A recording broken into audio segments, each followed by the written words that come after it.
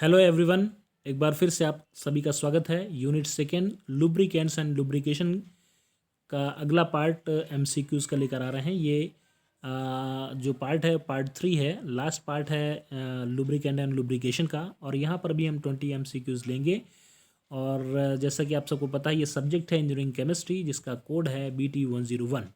और ये multiple choice questions RGPV online exam, NEET, JEE and other competitive exams के लिए काफ़ी महत्वपूर्ण होने वाले हैं। तो चलिए शुरू करते हैं क्वेश्चन नंबर 41 से। 41 क्वेश्चन नंबर है, minimum temperature at which oil gives enough vapour which Burns at least 5 second continuously when a small flame is brought near it. जब एक स्मॉल फ्लेम को हम किसी भी आयल के ऊपर जो हीटअप करते हैं तो वेपर्स बनती हैं, उस वेपर्स के पास किसी फ्लेम को लेकर जाते हैं और वो कंटिन्यूसली 5 सेकेंड के लिए बर्न होने लगता है, तो उसको क्या बोलते हैं? Option A flash point, B pour point, C cloud point, D fire point. तो ये जो 5 सेकेंड के लिए कंटिन्यूसली बर्न होता है उसको बोलते हैं fire point. So the right answer is D. आगे देखते हैं question number 42 is used as abrasion inhibitor. Abrasion inhibitor के फॉर्म में कौन चीज़ यूज होती है? ऑप्शन है tri boromil sulphate, B tricresyl naphthenate, C tricresyl phosphate, D none of above. तो इसमें से ट्राइक्रेशल फास्फेट जो होता है ये एब्रेजन इनहिबिटर के फॉर्म में यूज होता है। So the right answer is C. अगला क्वेश्चन लेते हैं, question number 43 is used as emulsifier. Emulsifier का मतलब होता है जो थिकनिंग करता है।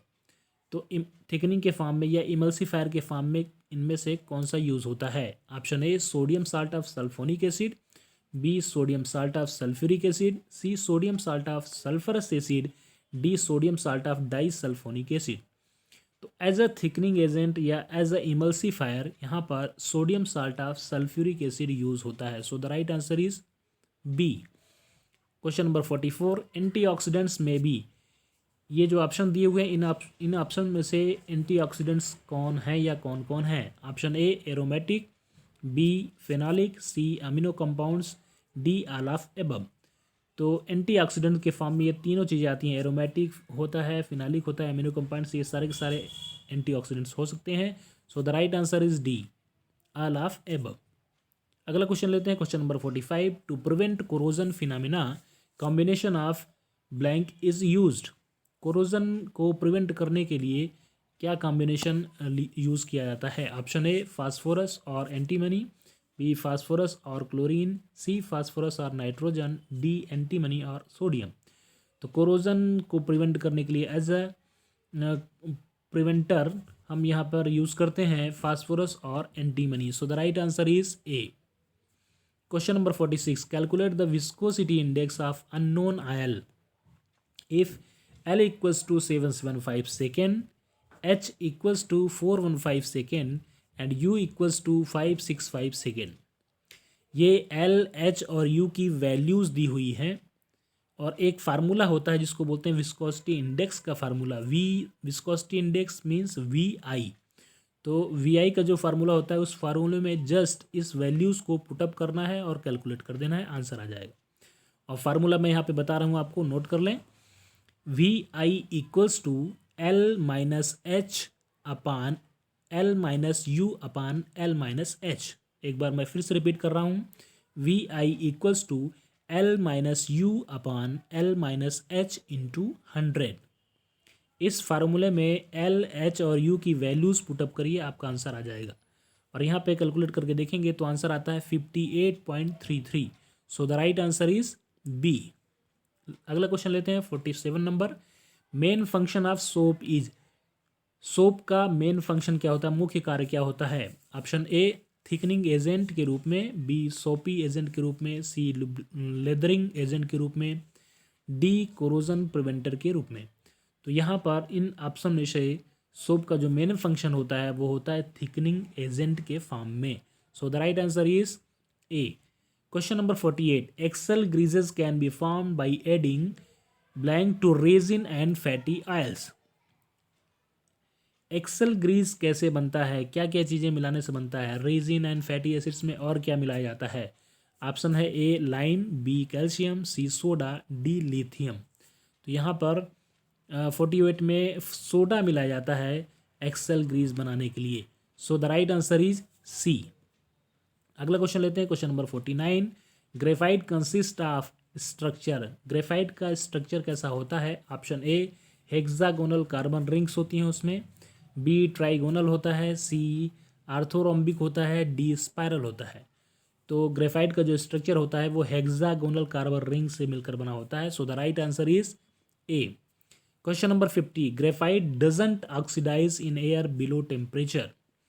ग्रेफाइट काफ़ी हायर टेम्परेचर पर भी आसानी से वर्क करता है विदाउट डिकम्पोज हुए। तो उसका टेम्परेचर रेंज क्या है? एयर में ये कहाँ तक प्रॉपरली वर्क करता है इसके बाद डिकम्पोज होता है? तो या कह सकते हैं ग्रेफाइट इतने हायर टेम्परेचर, कितने टेम्परेचर तक स्टेबल रहता है? ऑप्शन ये है, ऑप्शन आपके सामने है, A 375 degree centigrade, B 300 degree centigrade, C 500 degree centigrade, D 1057 degree centigrade. तो in air graphite below 375 degree centigrade तक प्रॉपरली वर्क करता है या ऑक्सीडाइज नहीं होता है। So the right answer is A. अगला क्वेश्चन लेते हैं, क्वेश्चन नंबर 51। When graphite is dispersed in water is called. जब ग्रेफाइट को हम पाउडर फॉर्म करके वाटर में डिस्पर्स करके कुछ सस्पेंशन बनाते हैं तो वो क्या कहलाता है? Option A oil dag, B aqua dag, C graphia water, D none of above.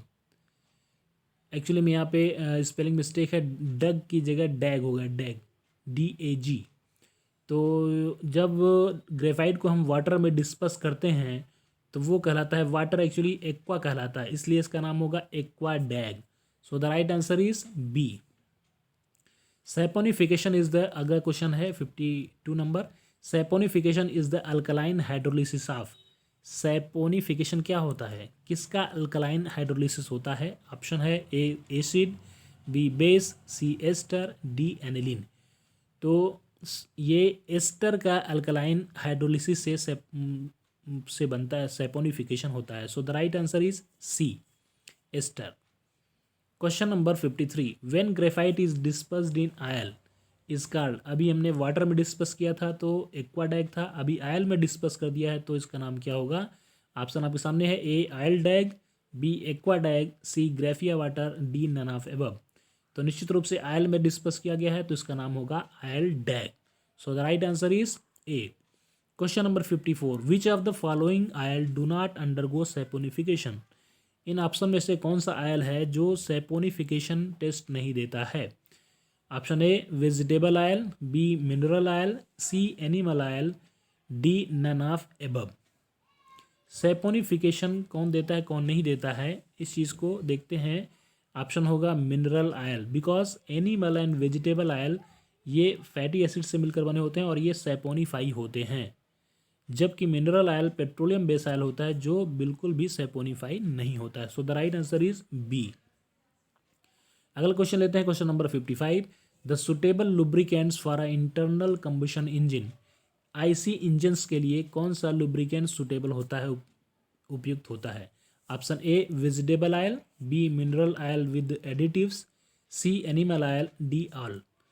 तो इंटरनल कंबशन इंजन्स जो होते हैं एडवांस इंजन्स होते हैं और यहाँ पर मिनरल या पेट्रोलियम ऑयल का इस्तेमाल किया जाता है विद एडिटिव्स, क्योंकि एडिटिव्स मिलाने से उस पर्टिकुलर मिनरल ऑयल में कुछ स्पेसिफिकेशंस आ जाते हैं जो आईसी इंजन्स के लिए ज़रूरी होते हैं। So the right answer is B mineral oil with additives.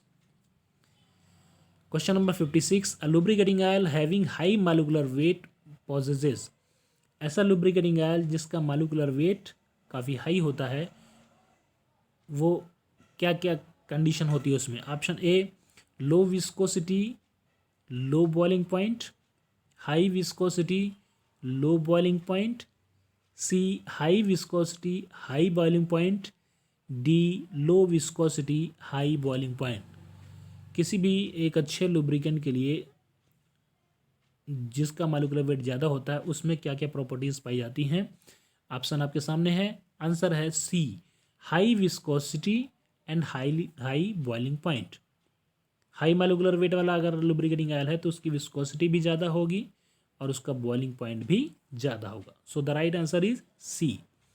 अगला क्वेश्चन लेते हैं, question number 57। In cold regions the lubricating oil must have.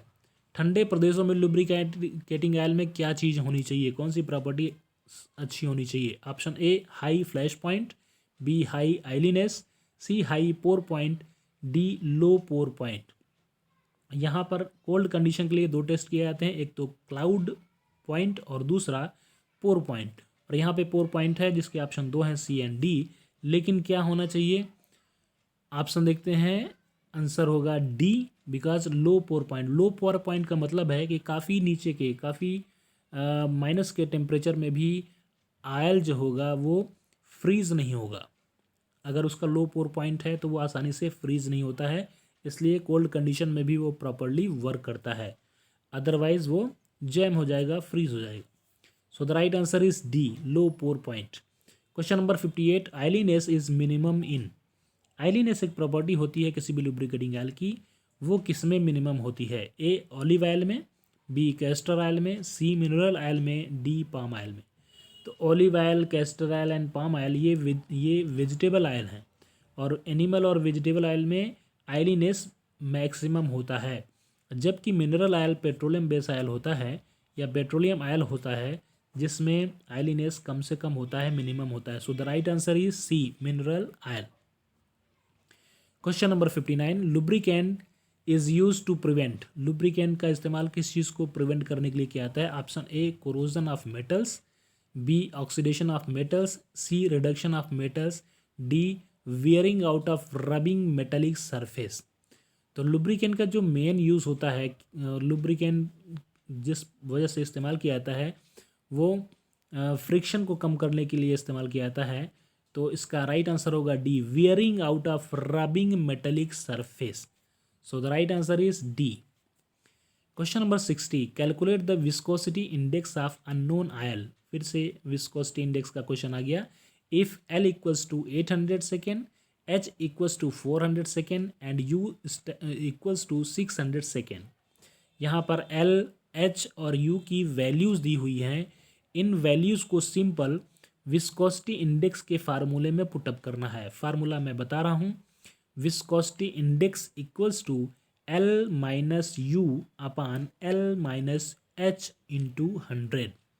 इस फार्मूले में एल, एच और यू की वैल्यूज़ को रखना है और कैलकुलेट करना है। आपका आंसर आपके सामने होगा, और यहाँ पर जो आंसर है वो है सी, यानी 50। आंसर क्या आएगा? विस्कोसिटी इंडेक्स सी आएगा। आगे चलते हैं, वन एक्स्ट्रा क्वेश्चन देखते हैं इसमें क्या क्वेश्चन है। Question number 61। The minimum equilibrium solution temperature for equal volume of aniline and oil sample is. ये एक डेफिनेशन है प्रॉपर्टी की, यानी एनिलीन और ऑयल सैंपल का इक्वल वॉल्यूम लेकर कुछ प्रोसेस करते हैं जिससे उनके बीच में एक इक्विलिब्रियम बन जाता है किसी खास टेम्परेचर पे। तो वो प्रॉपर्टी क्या होती है? A oiliness, B aniline point, C pour point, D vaseline point. तो यहाँ पर एनिलीन पॉइंट इसका आंसर होगा। जब एनिलीन और ऑयल सैंपल को इक्वल वॉल्यूम लेकर टेम्परेचर देते हैं और जब उसको कूल करते हैं तो कूलिंग कंडीशन में वो सेपरेट हो जाता है और वहाँ से हमें एनिलीन पॉइंट की जानकारी मिलती है। और एनिलीन पॉइंट क्या होता है? एनिलीन पॉइंट अगर हाई है तो वो आयल अच्छा माना जाता है, एनिलीन पॉइंट कम है तो आयल अच्छा नहीं माना जाता है, क्योंकि एनिलीन पॉइंट के जस्ट अपोजिट में एरोमेटिक कंटेंट्स होते हैं, और वो एरोमेटिक कंटेंट उनकी टेंडेंसी क्या होती है, वो अपने संपर्क में आने वाले रबर मटेरियल, चाहे वो नेचुरल हो या सिंथेटिक रबर हो, उनको डिज़ोल्व करने लगता है। तो अगर एनिलीन पॉइंट ज़्यादा है इट मीन्स एरोमेटिक कंटेंट कम है, और एरोमेटिक कंटेंट कम है तो वो रबर मटेरियल को कम से कम डिज़ोल्व कर पाएगा। So the right answer is B, aniline point. Thanks for watching. Till then, like, share and subscribe. Thank you.